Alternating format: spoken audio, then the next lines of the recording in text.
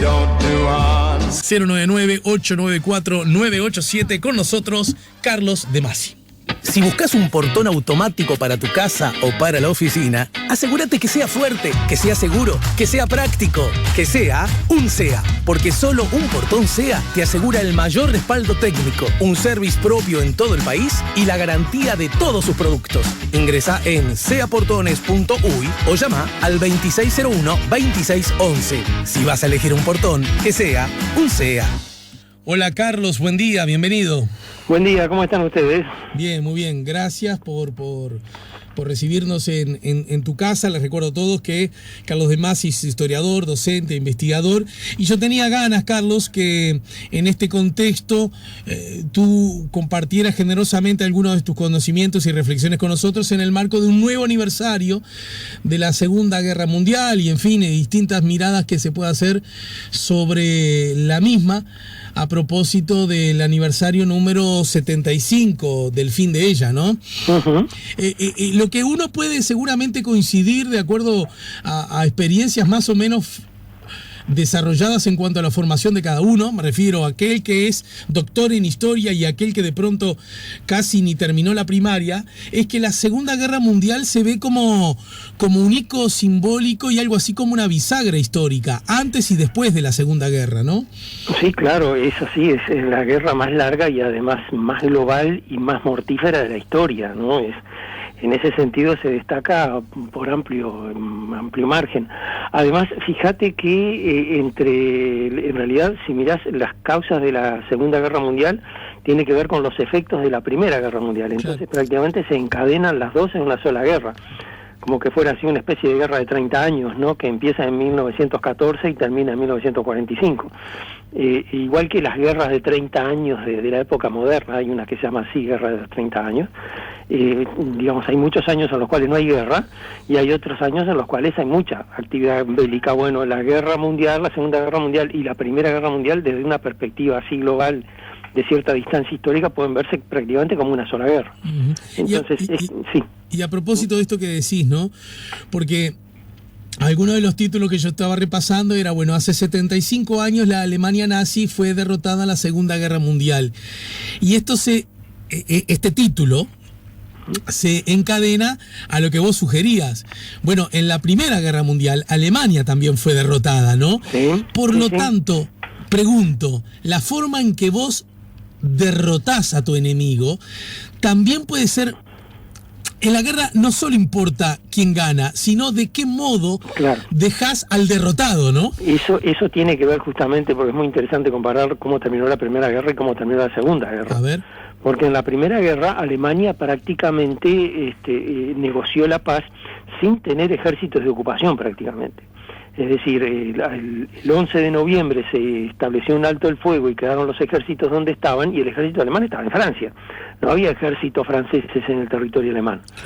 Incluso volvieron, en algunos casos, los ejércitos, las tropas a sus cuarteles, desfilando las tropas alemanas. Es decir, para muchos alemanes fue una sorpresa enterarse que habían perdido la guerra, cuando todo lo evidente era que la habían ganado. ¿Cómo vamos a perder si estamos desfilando? Claro, estamos desfilando. Desfilando en tierra ajena. Exactamente, venimos de ocupar tierra ajena, las dejamos allí, venimos para acá, que no he visto un solo soldado enemigo, ¿dónde están? Entonces, en ese sentido, sí, la Segunda Guerra Mundial tiene ese final, es decir, mostrar a los alemanes que están derrotados. Todas las autoridades alemanas desaparecen, el Estado alemán entra en colapso, desapareció, no existe más. Todo el territorio alemán es territorio de ocupación, dividido entre 4 potencias que además tienen sus tropas metidas ahí. Es decir, no hay un solo soldado alemán después del 8 de mayo del 45, que se represente, digamos, un poder estatal, y todo el poder estatal lo representan soldados extranjeros, ¿no? Diciendo, bueno, perdiste, ¿viste? Perdiste, chau, perdiste, ¿no? Tu gobierno no existe, tu Estado no existe, tu autoridad no existe, todo lo que vos tenías como referencia no existe. O sea, esa idea de decir, bueno, que no vuelva a ocurrir, la idea de que en realidad esto no era una derrota. Claro, claro. Expresamente, digamos, ese mensaje.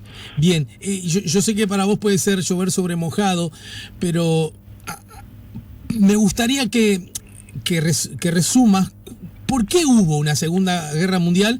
Y ya en parte respondió en el sentido de que de alguna manera hay trazas históricas que la unen a cómo se terminó en la primera, ¿no? Bueno, es una pregunta. ¿Cuánto rato tenemos? ¿Cuántas horas tenemos? Pero, mira, esta nueva normalidad nos permite especular que hasta diciembre podamos seguir. Bueno, perfecto, entonces menos mal, ¿no? El tiempo creo que nos va a alcanzar justo. Mira, el tema es así, en principio hay un efecto de la Primera Guerra Mundial en el cual, digamos, Alemania queda como un país disminuido, a pesar de que para el concepto de todo el mundo era una potencia. Francia particularmente se empeñó mucho, tenía buenos motivos para hacerlo, para castigar a Alemania, ¿no? Como Alemania la había castigado en la guerra de 1870. En la guerra de 1870 Alemania invade Francia, se proclama el Estado alemán en el territorio francés, se le quitan unos territorios que eran que los franceses reclamaban como propios, etcétera, etcétera, Alsacia y Lorena. Entonces todo eso, digamos, en 1918 los franceses dijeron, bueno, llegó el momento de cobrarla. Pero Inglaterra tiene una mirada política diferente sobre Europa, que es la mirada del equilibrio europeo, es decir, Inglaterra se considera fuera de Europa, y fíjate que el Brexit tiene que ver con esa idea. Esta manga de isleños. Exactamente, que cuando hay niebla en el Canal de la Mancha dicen el continente está aislado, por ejemplo, ese tipo de cosas, esa idea de ser el centro del mundo. Entonces, juegan a la política del equilibrio, es decir, aunque Francia fue su aliado, en la guerra, terminada la guerra, Inglaterra no quiere una Francia demasiado poderosa, entonces empieza a jugar un poco a favor de Alemania. De la misma manera que cuando terminaron las guerras napoleónicas y querían prácticamente el zar de Rusia y el emperador de Austria querían dividir Francia, el principal defensor de Francia fue Inglaterra, justamente porque una Francia poderosa servía de contrapeso a una Rusia poderosa. Es decir, es un juego diplomático muy sofisticado, bastante digamos, criticable si lo mira desde la perspectiva de los nacionalismos europeos, pero que Inglaterra jugó con mucha eficacia. Entonces, a partir de que empieza la reconstrucción alemana, Inglaterra le abre espacio, es decir, considera que Alemania tiene derecho a tener un ejército, a tener una flota de guerra, a tener una serie de cosas, porque justamente eso era beneficiado del equilibrio europeo. Esa política de Inglaterra de no ponerle trabas a Alemania le provocó serios problemas con Francia, y sobre todo el que echaba espuma por la boca pero no podía hacer nada para evitarlo era Churchill, que para él consideraba que era un gravísimo error abrirle espacio a Alemania, por pequeño que sea. Pero ¿cómo? Churchill, si esa era la política de Inglaterra y Churchill es inglés. Sí, claro, pero Churchill consideraba que había otros para hacer equilibrio, no Inglaterra. No Alemania, digo. Claro. En principio lo que Churchill pensaba es reconstruir un imperio austrohúngaro un poco más fuerte, tan fuerte como pudiera ser. Churchill tenía una frase muy graciosa, decía que el imperio austrohúngaro era tan útil que no podía desaparecer, si no existía había que inventarlo, porque le servía, digamos, como bloqueo para el avance ruso y además como un contrapeso más eficaz al poder francés que lo que podía hacer Alemania, que en definitiva, como tenía fronteras con Francia, era siempre un estado de crisis permanente. O sea que se puede decir que en la interna británica Churchill era minoría, digamos, no estaba de acuerdo con esa estrategia. Es un outsider completo, claro. Si no hubiera sido por Hitler, Churchill hubiera quedado en el olvido como un político mediocre que hizo un montón de metidas de pata y al final desapareció. Es decir, es interesante ver cómo la figura de Churchill se levanta en la Segunda Guerra Mundial sobre los escombros de lo que había sido su carrera política anterior, que era una catástrofe.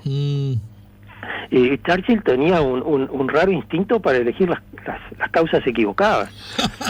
Sí, en serio, siempre tomaba partido por un lado perdedor, era brutal.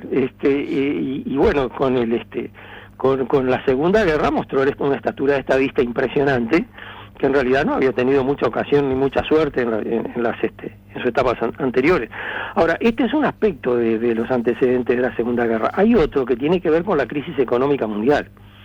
La crisis del 29, que en buena medida afectó a todos los estados, sí, claro, y que embarcó a los estados en una lógica perversa, en la cual por un lado se encerraban en el nacionalismo, el nacionalismo económico. Cada estado, bueno, lo hizo también el Uruguay, cerrar su frontera, establecer proteccionismo, tratar de desarrollar la economía interna y ver cómo defenderse con el comercio exterior, pero que también tenía que ver, digamos, con una manera de dinamizar la economía que tenía que ver con los gastos militares. Es decir, gobiernos como, por ejemplo, Alemania, después del 31 de enero del 33, cuando asume Hitler, o Italia, desde prácticamente el comienzo de la crisis, le da mucho vuelo a los gastos militares, porque claro, el gasto militar dinamiza la industria metalúrgica, y la metalurgia es prácticamente la industria madre, la que moviliza a todas las otras en esos países. Uh-huh. Ahora, después que fabricas armas, después que hiciste obras públicas que tenían que ver con un contenido potencialmente bélico, como hizo Alemania, una red de autopistas impresionantes que llevaban directamente a la frontera de los países que después invadió, que, digamos, vuelve a integrar el ejército, a crecer su ejército, con lo cual elimina a los desocupados, ¿no? Porque en la medida en que la gente entra al ejército, se incorpora al ejército y forma parte de las tropas, cobra sueldo, antes no cobraba. Entonces con eso también dinamiza la economía. Uh-huh. Y a eso entonces se le agrega otra cosa más, una mirada muy ombliguista, digamos, de la economía, en la cual cada estado piensa cómo puede hacer para autoabastecerse de los productos básicos.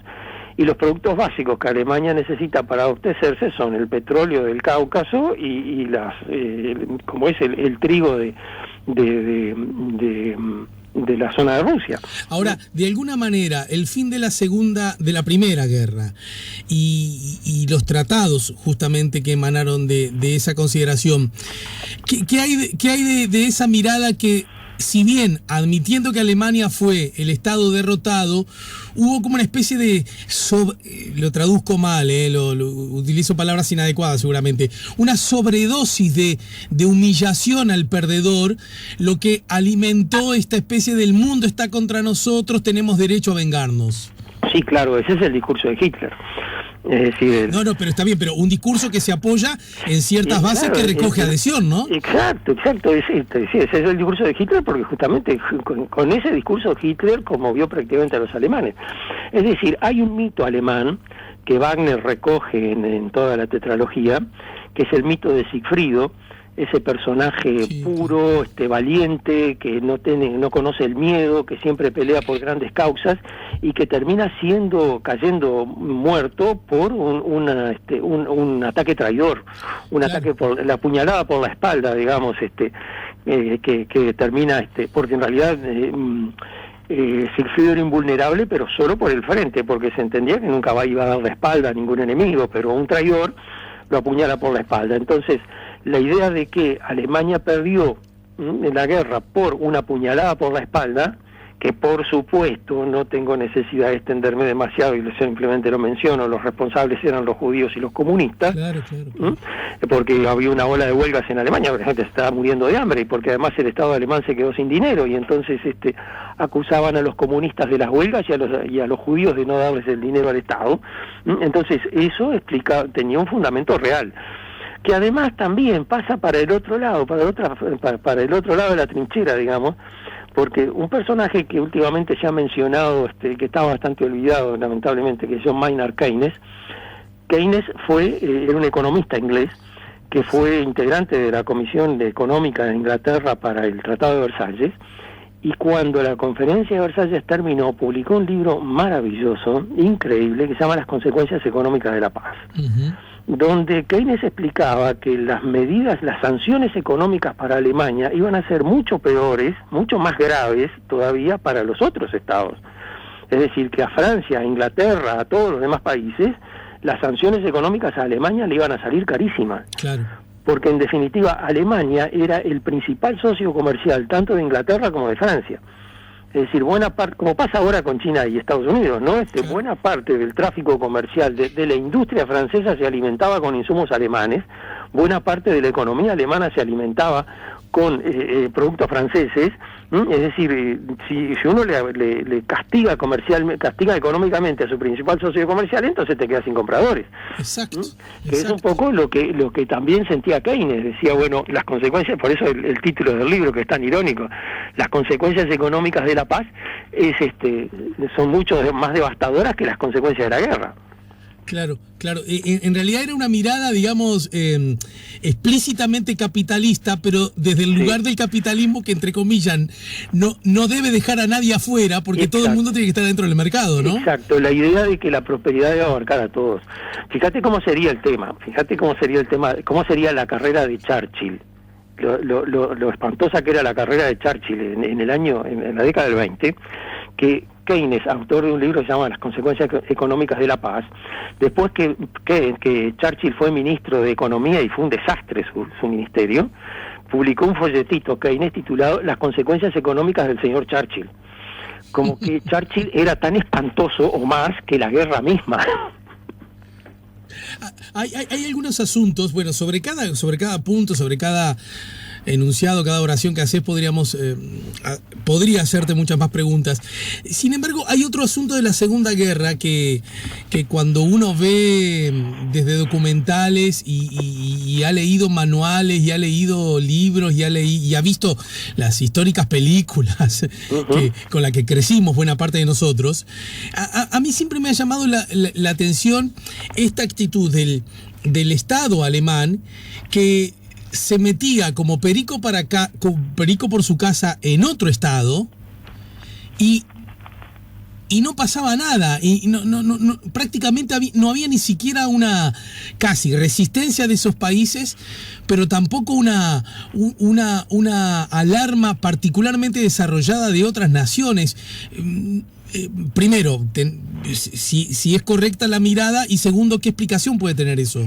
Bueno, a ver, la mirada es correcta para los años 30. Claro, es decir, como Alemania ocupa lo que era la zona que llamaba la zona desmilitarizada, que era una zona de seguridad en la frontera francesa, la ocupa y nadie mueve un dedo, ni siquiera los franceses. Por otro lado, después ocupa también territorios en Checoslovaquia, y se hace una negociación entre Inglaterra, Francia, Alemania, Italia, que no sé qué tenía que ver en el lío, y prácticamente le dicen a Checoslovaquia, bueno, entréguele ese territorio a Alemania. Fíjate que uno dice Checoslovaquia, piensa el Uruguay de Europa, más o menos una cosita así, claro. Pero Checoslovaquia tenía un ejército de más de 1 millón de hombres y tenía su propia fábrica de armas. Todavía las escopetas checas andan circulando por el mundo, fabricaban sus propias armas y era verdaderamente una barrera para el ejército alemán. Sin embargo, desarmaron todo eso dándole un pedazo de territorio a Hitler, con la idea, aparentemente, de que Hitler en realidad lo que estaba reclamando era lo que en el fondo era justo. Ajá. Y que una vez que Hitler que recibiera lo que quería, ya con eso se iban a terminar los problemas.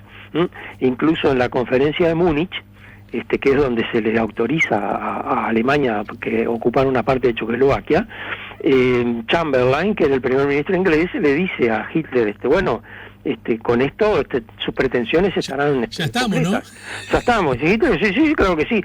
Dice Chamberlain, saca un papel y le dice, ¿me lo firma? Y había un compromiso. Sí, dice Hitler, ¿cómo no? Y sin leer el papel se lo firmó. Y es notable como en las fotos del regreso de la conferencia de Múnich y en los documentales, Chamberlain baja en el aeropuerto de París y después baja en el aeropuerto de Londres, porque los aviones no tenían tanta autonomía de vuelo en aquella época, baja sacudiendo ese papelito en la mano, sí, como en señal de triunfo, como diciendo, miren, acá tengo, con esto se acaban los problemas, Hitler ya no va a hacer más nada. Claro, lo que hizo Hitler pocos meses después fue ocupar el resto de Checoslovaquia, entonces allí sí, digamos, se alarmaron, ahí sí se asustaron, y Inglaterra entonces hizo una cosa terrible que nunca había hecho. Digamos, ahí Churchill sí ya estaba al borde del colapso, digamos, porque Churchill la veía clara, es así. Lo que hacen es decirle a Hitler que bueno, que ya eso se le fue la mano, se excedieron, y entonces cualquier otro movimiento que hiciera Hitler cruzando otra frontera iba a generar inmediatamente una guerra con Inglaterra. Con lo cual, digamos, uno piensa, bueno, es una terrible amenaza. No, Inglaterra prácticamente no tenía armamento, venía de la crisis también, claro. Tenía un ejército muy debilitado, y al decir eso le está dando a Hitler el permiso para decidir cuándo Inglaterra va a entrar en la guerra. Claro, algo así como terminó siendo una especie de bravuconada. Claro, termina siendo una especie de bravuconada. Lo que decía Churchill en ese momento, no, lo que hay que hacer es negociar rápido con Rusia. La Unión Soviética tiene que ser el aliado de Inglaterra, no hacer ese tipo de amenazas que no la pueden cumplir.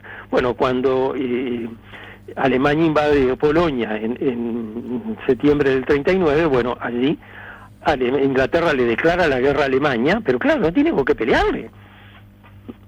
Es así una situación medio catastrófica, entre que Francia no tiene ganas de pelear porque considera que si la guerra es en Polonia no le involucra demasiado, e Inglaterra no tiene con qué pelear.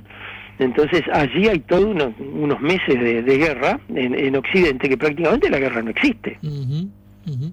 Y en el marco de todo esto, ya que hablaste de Francia, hay algo incluso difícil de entender y probablemente también sea difícil de explicar, y tiene que ver cómo es posible que un Estado invasor a través de su ejército, porque Alemania invade y ocupa Francia, estamos de acuerdo, ¿no? Sí, sí, sí.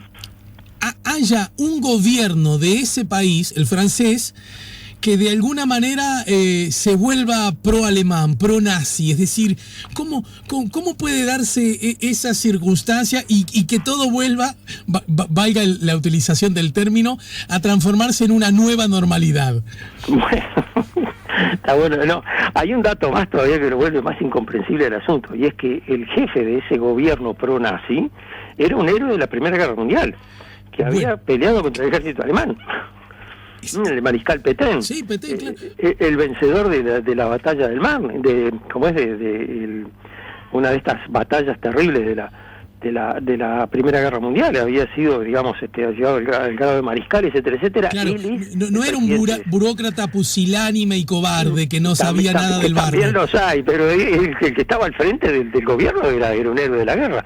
Bueno, eso es un tema también que a los franceses los trauma mucho, te voy a confesar. Claro, sí. Yo tuve oportunidad de estar en Francia una vez el 11 de noviembre, y entonces fui a ver cómo era en ese lugar donde yo estaba, cómo era el festejo de la finalización de la Primera Guerra Mundial, que era un día feriado, hay desfile, hay todo, de todo eso.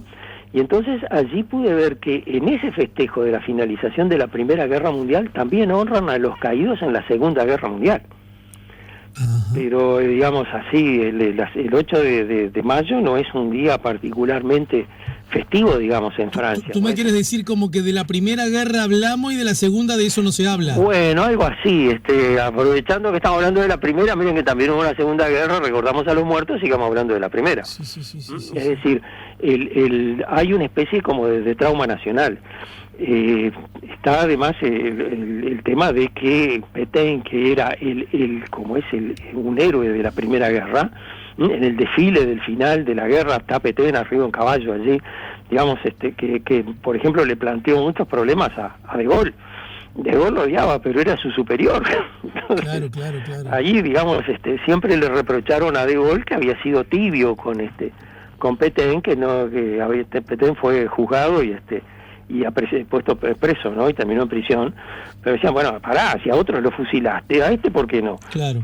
Que era el principal. Bueno, con Pétain hubo más miramientos. Incluso a mí siempre, te diría que de muchacho, adolescente, cuando vimos algo de esto en el liceo, no recuerdo bien, a mí siempre me impresionó mucho esos reportajes fotográficos que se difundieron, en el que muestran a los ciudadanos franceses hostigando a aquellos que habían sido colaboracionistas o cómplices de los nazis, en particular a mujeres a las que pelaban, ¿te acordás? Sí, terrible.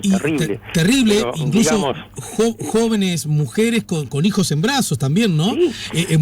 Muchos de sus hijos con padres de soldados alemanes, ¿no? Claro. Y entonces yo siempre me dije, más allá de la mirada crítica que las conductas humanas pueden merecer por parte del otro, yo decía, pero resulta que pelamos a estas pobres. Siempre me pareció de una crueldad injustificada. Sí, y no veías todo, porque hubo otros casos en los cuales, digamos, las mujeres fueron objeto de violación masiva. Claro. Pero quiero decir, y resulta que en buena medida, o en alguna medida, al menos, el Estado francés fue cómplice también de eso, ¿o no? Bueno, Sí, ese es un trauma nacional en Francia, es eso. Pero quiero decir, después haces el ajuste por el lado de la mujer, Claro. probablemente para conseguir con qué alimentar su hijo, ella misma. Sí, o porque una mujer, bueno, conoce a un hombre, se enamoran. Hay un caso de una actriz francesa que justamente vivía con un soldado alemán, una actriz conocida, es conocida en la época, ¿no? Hoy en día no la recordaría nadie, pero vivía con un soldado alemán, y cuando se terminó la guerra y el soldado volvió a Alemania, quiso casarse con ella y ella no quiso. Claro. Ella no quiso, pero no porque, digamos, fuera un alemán con el cual mantuvo una relación hasta que el tipo en África era ingeniero y se murió en África ahogado en un río, una tragedia, a principios de los 60, pero hasta ese momento mantenían una correspondencia habitual. Amable, incluso el tipo se casó y la esposa sabía que él mantenía correspondencia con esta actriz. Es decir, un caso que uno dice, bueno, pará, ¿esto qué es? Bueno, es la vida misma, es la realidad. Hay otro asunto de los tantísimos que podríamos abordar que tiene que ver, mencionaste recién a la Unión Soviética, y yo a lo largo de mi vida podría decirte que estoy jugando, la humanidad se divide entre los que dicen, che, gracias a la Unión Soviética y en particular a Stalin no hay nazismo en el mundo porque derrotaron a los alemanes, y la otra parte que dice, en realidad el nazismo terminó siendo lo que terminó siendo y provocó el dolor que terminó provocando, entre otras cosas, por el pacto secreto entre Hitler y Stalin. Entonces, yo siempre digo, seguramente debe haber algunas miradas que un poquito más en el medio, ¿no? No, en el medio no hay ninguna. Esa mirada es la consecuencia de la Guerra Fría. Claro. Es decir, es la mirada constitutiva de la Guerra Fría, y bueno, la Guerra Fría viene después de la Segunda Guerra Mundial, pero no es una fatalidad que hubiera tenido que venir después de la Segunda Guerra Mundial, es decir, son opciones políticas concretas. Lo que vos decías, de que gracias a la Unión Soviética, decir que la culpa es de la Unión Soviética, también tiene un ciclo histórico, es decir, cuando la guerra terminó, el triunfador en la guerra era la Unión Soviética. Y eso, digamos, era algo que no tenía discusión. A ver, quizás después el relato posterior varió un poco eso, pero Claro, vos decís que, sí. bueno, no en balde la bandera que se coloca es la de la URSS, ¿no? Claro, mientras los ejércitos de Inglaterra, Francia, etcétera, Estados Unidos estaban trancados en el Rin, el ejército soviético entraba pero en cuarta por la otra frontera. Claro. Ocupó Berlín y siguió para adelante. Es decir, media Alemania quedó ocupada sola por el ejército soviético y la otra mitad por el ejército de los aliados occidentales, porque no habían logrado cruzar el Rin rápidamente. Es decir, ahí, digamos, la noticia de que la Unión Soviética había tomado Berlín fue la noticia del final de la guerra. Mirá, hay una cosa que a mí me causa mucha gracia, te la voy a comentar, porque por esos días el diario El País de Montevideo inauguró su impresión a color. Ajá. Entonces hizo una página entera a color con los ganadores de la guerra. Que los ganadores de la guerra, por supuesto, eran Roosevelt, que ya estaba muerto para ese entonces, Sí. Churchill y Stalin. Pero las figuras están puestas en 3 óvalos en la página. La figura del medio es la de Stalin y está un poquito más alta que los otros dos.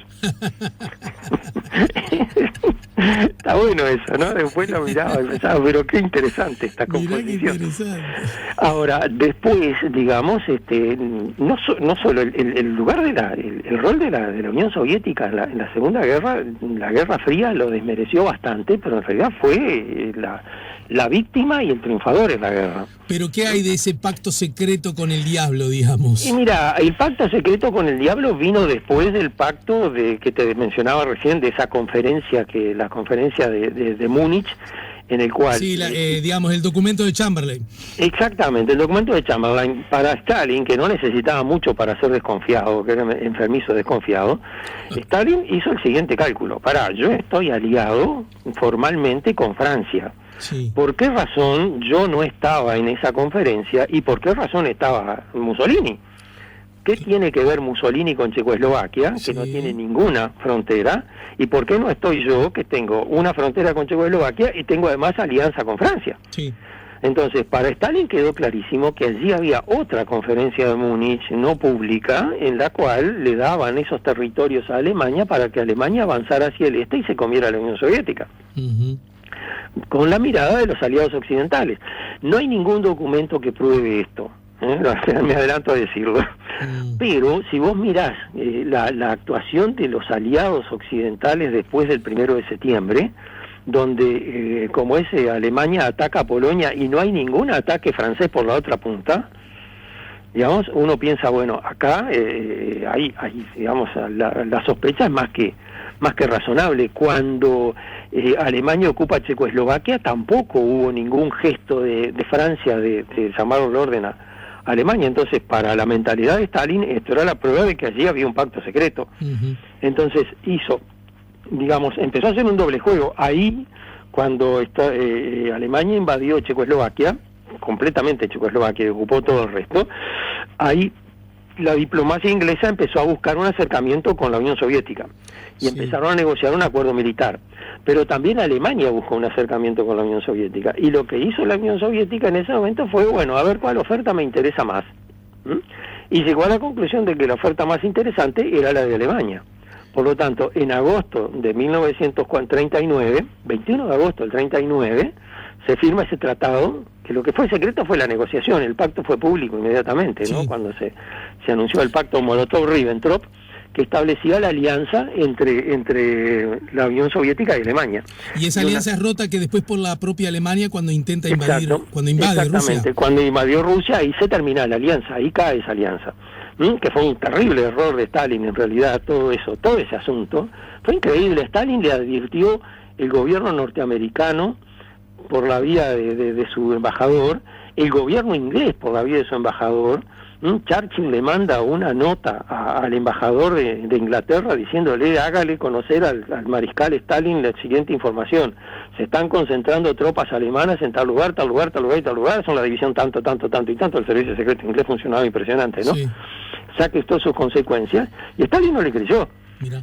Stalin pensó que la idea era que él movilizaba las tropas y con eso alteraba, digamos, a Hitler y le daba un pretexto para invadirlo. Claro. Entonces allí lo dejó correr.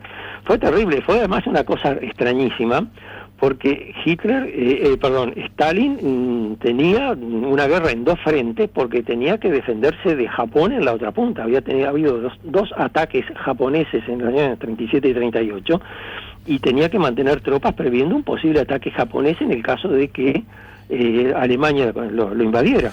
Cuando se quedó sin tropas en el occidente, tuvo que sacar aquellas tropas del extremo de Siberia. Y allí había un espía ruso que estaba en Japón, y el espía ruso que estaba en Japón le dijo, no, Japón va a atacar otro blanco, no está buscando el ataque territorial, sino un ataque marítimo. Claro, está anunciando el ataque a Pearl Harbor, y a ese espía Stalin le creyó. Y entonces sacó las tropas que tenía ya en el extremo de Siberia y las llevó para Occidente. Y claro, son las tropas que atacan a los alemanes en pleno invierno. Claro. Vienen del invierno, y además el que manda esas tropas es el mariscal Zhukov, que después fue el que tomó Berlín. Es decir, Zhukov tiene la característica de ser invicto. O sea que la batalla que libró. Ese ganó en defensa y en ataque, digamos. Ese ganó en defensa y en ataque todas las veces que tuvo que movilizar un ejército. Ese tipo es el campeón mundial de los generales. ¿Recordame el nombre? Zhukov. Te propongo lo siguiente, Carlos. No vamos a seguir esta nota hasta diciembre, pero sí la vamos a seguir, ajustamos después detalles. Me quedo más tranquilo. La semana próxima. Porque bueno, imagínate, esta es la piedra en el charco que salpica para todos lados. A mí me gustaría que nos ayudaras a entender por qué surge el triple eje ese, Alemania, Italia, Japón. ¿En base a qué lógicas se entiende eso? Que la resistencia italiana le da un nombre muy gracioso, le llamaba Roberto. Porque es el eje Roma, Berlín, Tokio. Ay, bueno, ahí va. ¿De dónde viene Roberto? Y Y después hay otros asuntos que en el marco de todo esto siempre merecen especial atención. El fenómeno ya no bélico, sino antropológico, social, histórico de la Shoah, del Holocausto, ¿verdad? Ajá. ¿Cómo es posible que se haya desarrollado? El papel de los Estados Unidos, cuando entra, literalmente usa la palabra, en la película, Ujú. ¿qué? Pero a ver si te entiendo bien. Vos lo que querés es un curso. Ay, me descubriste. Pero, pará, yo mismo me desnudo. Un curso gratis, que es lo malo. Bueno, pero desde casa, por lo menos no me gasto boleto. Bien, no, y después me parece muy interesante saber qué pasaba en Uruguay, qué pasaba con los uruguayos, qué pasaba con su dirigencia política, en Bien. el sentido de qué tan cerca o qué tan lejos estaba de esos acontecimientos, y acá por lo pronto tiene que ver, declarar o no declarar la guerra, mantenerse o no mantenerse neutral, esa trazabilidad histórica que sigue Bien. jugando un rol al día de hoy. ¿Cómo no? Bueno, Dale. Carlos- ¿Arreglamos o vamos, me haces una llamadita previa o acordamos ya ahora para el no, próximo jueves? te llamo después para Ya, acordar, llámame. pero Ya quedo prevenido que se vienen cosas terribles. mi querido profe, gracias por todo y gracias por tanto. Bueno, un abrazo y saludos para todos. Carlos de Masi, el crack, debo agregar. Carlos de Masi nos ayudó a poner la mañana en camino. Si buscas un portón automático para tu casa o para la oficina, asegúrate que sea fuerte, que sea seguro, que sea práctico, que sea un SEA. Porque solo un portón SEA te asegura el mayor respaldo técnico, un service propio en todo el país y la garantía de todos sus productos. Ingresa en seaportones.uy o llama al 2601-2611. Si vas a elegir un portón, que sea un SEA.